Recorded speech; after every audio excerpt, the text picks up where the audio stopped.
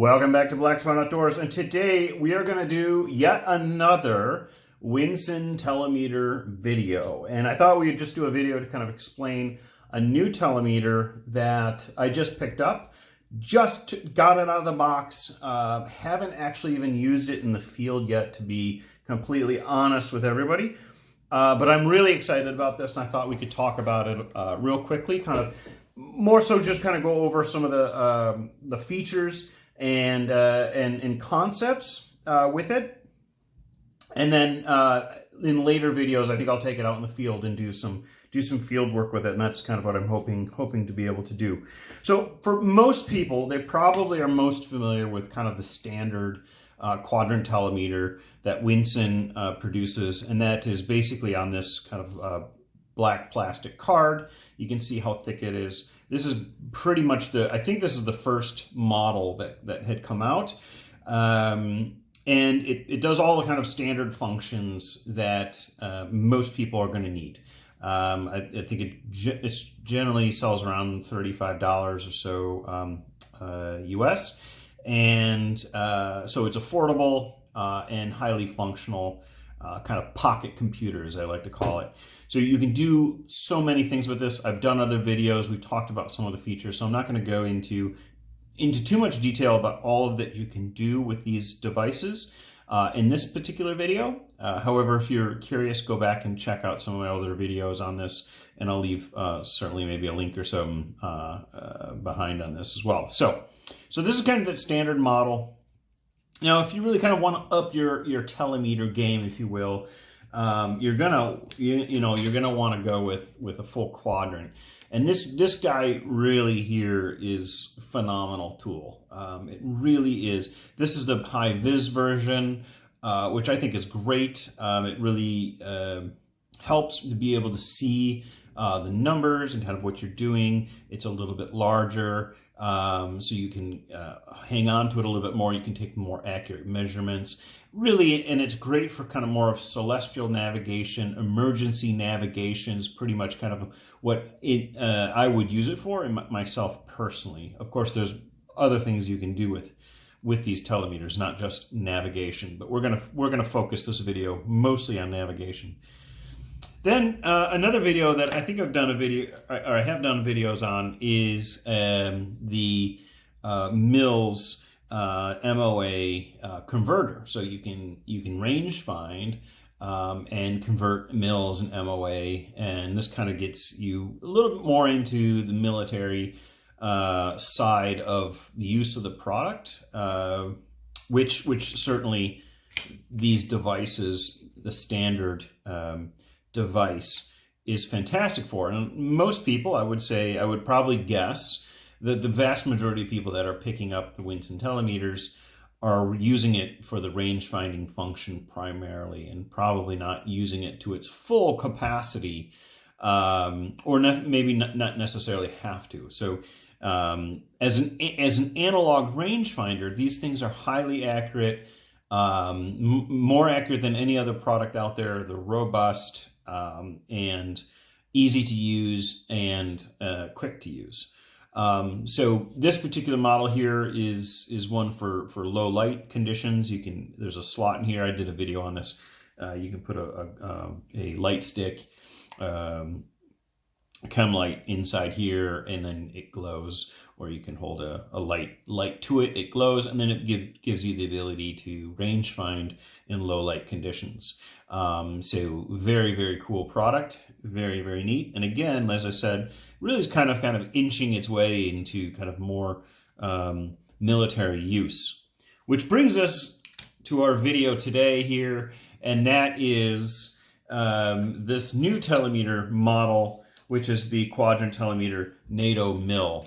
And what's different about this immediately, which kind of, to be honest, one of the reasons why I jumped at it, is it's made on aluminum stock, and it's extremely, extremely thin.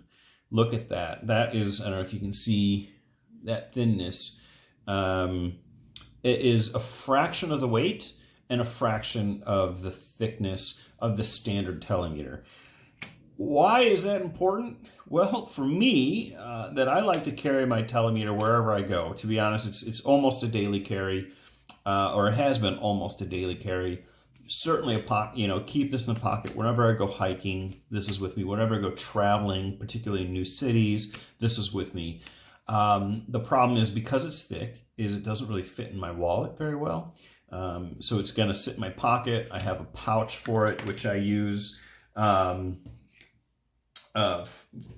quite a bit, which is, this one's, you've probably seen this in the other videos before, made by Triple Design, a little sear pouch. And I can stick this in my pocket with a bunch of other tools, and I can also put it on my belt or a backpack. And so it's kind of a nice, handy way to carry your telemeter with you, particularly if you're not going to have it in something as accessible as a wallet. So I picked this up thinking that this is exactly what I was going to do, is carry this in my wallet. I tried carrying it in my wallet for a few days, no problem at all. It's fantastic. It's great to be able to have a quality tool with you wherever you go. Now, what I have done since, and as I said, I haven't had this for very long, and I've been trying it out, is carrying it in my ankle IFAK, which I carry pretty much every day. And so this already has lots of other tools inside of it, and I can add and subtract tools as needed. And I'll do an update video on this because I think this is slightly changed. I did some videos if you're curious about the ankle IFAK.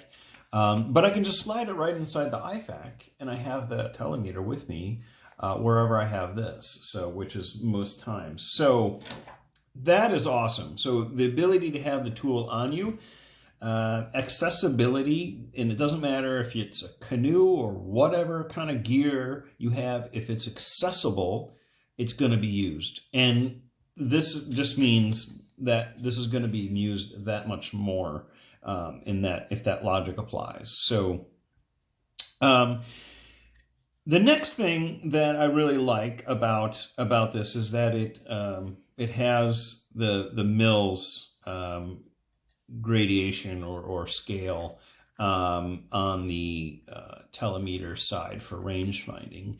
The reason why that's important, for me in particular, is because I also like to carry with me a spotting scope that has a reticle in it.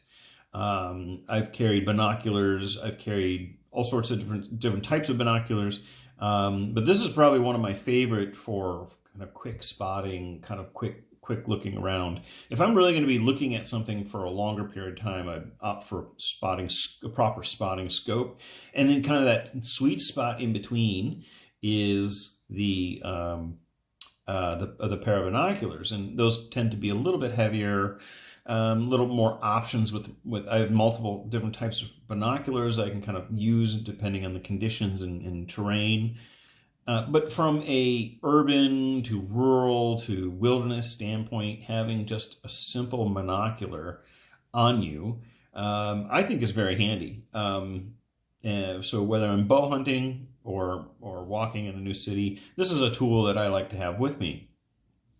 And prior to, I would have to carry, if I wanted to get accurate range, I'd have to carry another tool with me, one more tool. And that would be my mils card. So because I've got this, I now am taking these two things out of my pocket and replacing it with one device to rule them all. Now, but wait, it gets better here. But wait, there's more. That's right. This device also has a grid overlay on it. And so you can use this to measure for your location on a map. Now, there's other navigation tools that are applicable or that you can use with the Wndsn telemeter. It can be used as a makeshift protractor, so you can find kind of your bearings on a map. That you can set kind of a route plan on your map, just as you would with any kind of other plastic protractor. Let's say if you're using a Wndsn style compass, and if you don't have a compass or don't have a Wndsn style compass, then you're definitely gonna probably want a protractor. But to find your exact location, you can find your estimate, you can estimate your location based on terrain familiarization and using the protractor and so on. However, being able to get your exact location, communicating that exact location can be fairly not difficult, but time-consuming to actually build on your own. And you can use a telemeter to do that. And I think I might have done a video on that before. I'm not sure. But this particular model already has a 1 to 25,000 scale on there. Which is a common scale for many military maps, but it's also the scale for USGS quad maps. So it's a very, very popular scale. Now, of course, you can increase the scale if you say have 1 by 50 like this map here by what's called multiplication. So you don't need to have a special scale like on some of the bigger protractors for every scale, different map scale. It just makes it faster and quicker, the process. And so having that scale on here, I can find my eastings and my northings based off of my grid coordinate. Now I have essentially an ability to find my exact location. Now I've done videos about trilateralization, which is exactly how your GPS works. So essentially what I have with me, if I have a map, I have a means of a means to find my coordinates. So there's no need for me to carry a GPS for emergency purposes, because this could fill in. Obviously, carrying a GPS device is going to be accurate and faster and is great. But if you don't have a GPS, or you want to back up to your GPS, or you're just really into kind of map and compass work, this right here is the device. Now it has, of course, the quadrant, so you can get your latitudes. You can do slope. So if you're a mountain climber and you want to get the slope to see if it was a safe slope to be on, all sorts of different functions you can do with that, measuring tunnels, measuring heights of buildings, the distances of peaks. If you're wanting to get familiar with your map and kind of get the scale of your map kind of oriented to the scale of your map, you can use your rangefinder to do that, finding a distant peak. So there's so many different things you can do from a navigational standpoint, both in a rural and urban environment. I feel like having a tool like this is essential on you every day, and having it made out of such a thin and light aluminum makes that much more accessible. So yeah, this is a great addition. I'm really looking forward to getting it out into the field, doing some work with it, and doing some videos.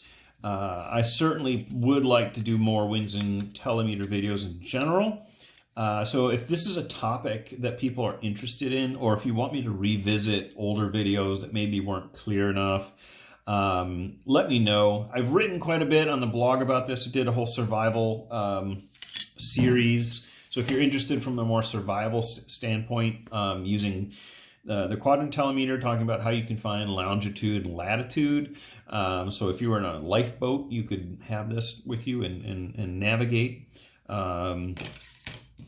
Yeah, so there's a ton of different stuff you can do with this. Again, if there's anything that's confusing about it, or any specific topic that you want me to cover or recover, please let me know in the comments below, and I'll do my best to do that.